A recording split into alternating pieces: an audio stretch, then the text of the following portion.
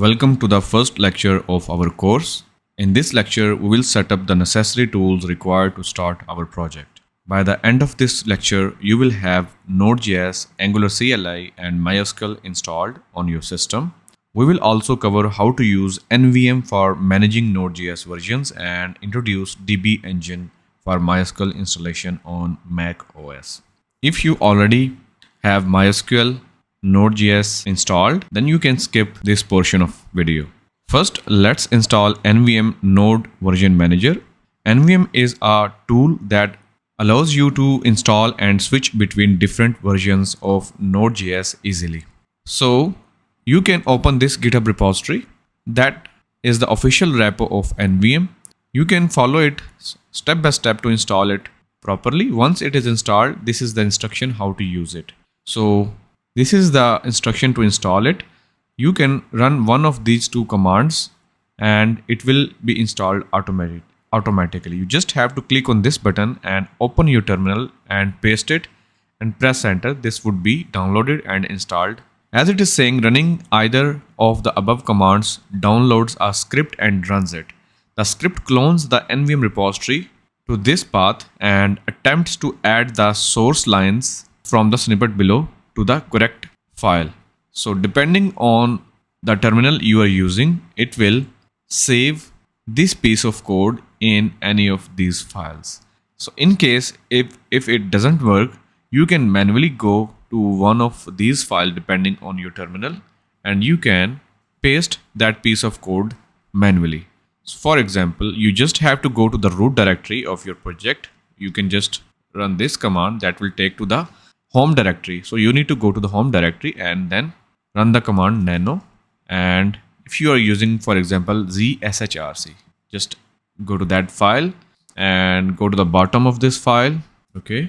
So once you are at the end of this file, just paste that code and then save it by running the command Control X and it would be saved.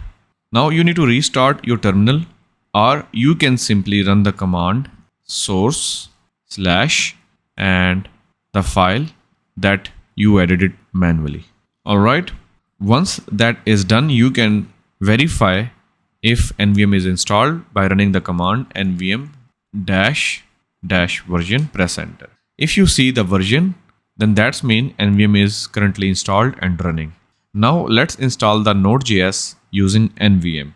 So first of all, you would like to see the list of all of the available Node.js versions, and then you will select from that list. So normally we would like to install the most recent version, that is latest, also the stable. So for that, run the command nvm ls - remote. That will search the internet and give you the list of all of the versions.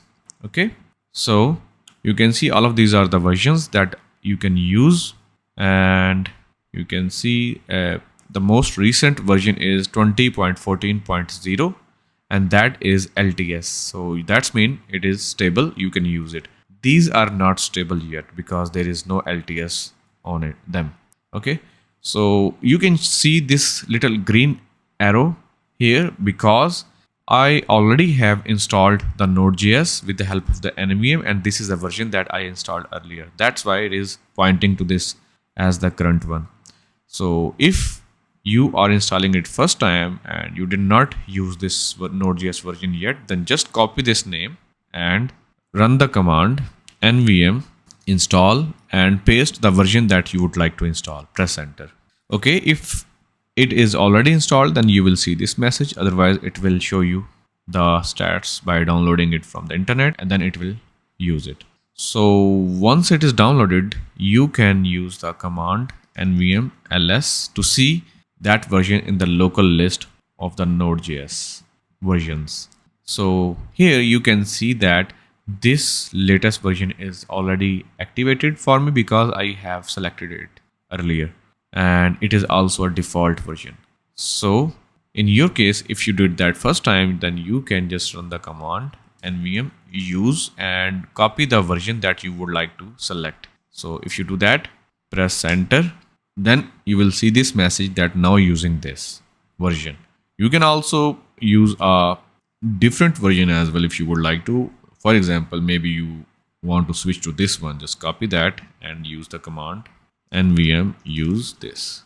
Okay, let me use a different one. For example, you want to switch to this a bit older one, just copy that version and use the command nvm use and paste it. Now if you can see that it has been switched to that older version. You can also run the command nvm ls to see if that was selected or not.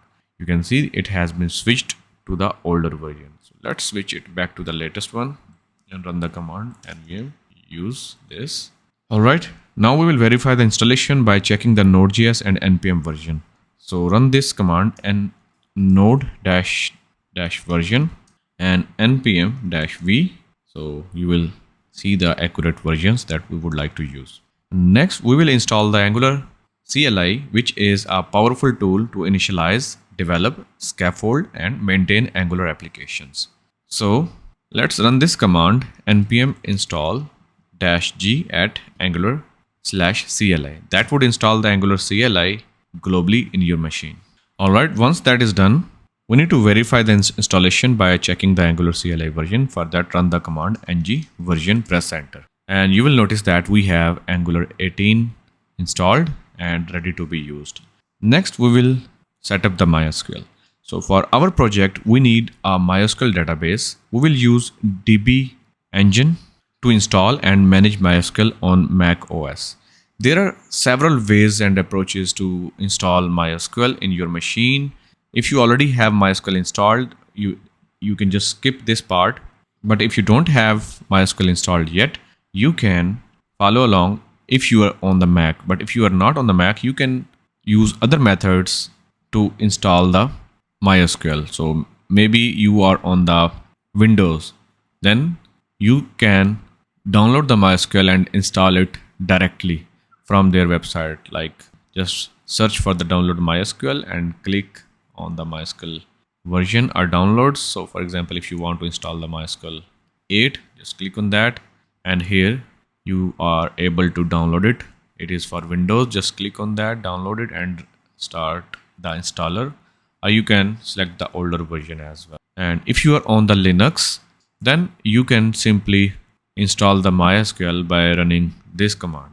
I will also share this article link as well, so you can try this article to install it locally in your Linux operating system. But if you already have a remote MySQL that is already created for you, maybe on Google Cloud or Hostinger, wherever you prefer, you can use that as well. So now let's move on to the DB engine if you are on the Mac. So once you open this website, just click on the download for Mac button. It will download it in your computer. Once it is downloaded, just click on that and follow the installation steps. Once it is installed, open that software and this is how it will look like. I already have downloaded and installed the MySQL, but in your case, you will see the empty list here. So you can just click on the plus button and here you can specify that which database you want to download. You can download PostgreSQL, MySQL or Redis as well. I just want to use the MySQL, just select on that and here you can select one of the multiple versions. So maybe you want to use this one, just click on that and give the name to your MySQL server and you can make changes on other inputs as well or just leave it as it is. And you can also select automatically start service on the login or not. Just click on the create. Once it is done, you will see your MySQL installed under the services section. So now if you click on the start button, then you will see that little green circle on it. That's mean MySQL is currently active. Now you can use any MySQL client to connect with this one. Okay, so I guess this is using the root user with no password on it. So you can use the Table Plus software that I already have installed to connect with it. That is what I would recommend if it is possible for you. And if you already have Table Plus installed, just click on this arrow and then click on the open in Table Plus. Then it will load the database in the Table Plus like this. You can see the server is active now in the Table Plus. You can now click on this icon to create new databases and connect with them and work on that. But in case if you don't want to use the table plus, you can use any other client like Workbench. So let's download the MySQL Workbench and try to connect with the help of that. Okay, now let's click on the download now button, and here select the operating system that you have. I have the macOS, so just select that, and here you can select a specific version if you want to, and then click on this download button depending on your operating system. I'm going to click on this, so just click on no thanks and just start my download. All right, wait for some time. Once it is downloaded, then we will double click on that to install it. You can download the Workbench for the Windows, for the Linux as well. It is available for them as well. So it is downloaded. Now let's click on that and drag it here if you're on the Mac. And if you are installing it for the first time, then it will be simply installed. But if it is already installed in your computer, then it will ask you to replace. So as I have it installed already, so I will not install, but you can follow the steps. So now let's open the MySQL Workbench. So this is how it will look like. Let me delete all of the connections so that I could show you from the scratch. So click on the plus icon, and here you need to specify the information. So let's go back to the DB engine to get the information. Click on the edit, and you can see that this is the port that we would like to use. Port is already there. User name is root, that is what we wanted. And in the host name, you can specify the IP address of the local host, or you can just type the local host as well.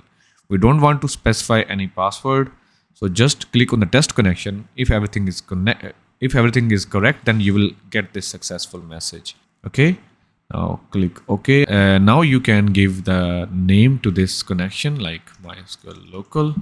Click on the OK button. That would save it. Now whenever you want, double click on that, it will connect to your local MySQL database, and here you can manage it. Okay, by now you should have Node.js, Angular CLI and MySQL installed on your system. In the next lecture, we will create the project structure and start setting up our backend and front-end projects. If you encounter any issues during the installation, please refer to the official documentation or reach out for help in the course forum. Let's move on to the next lecture.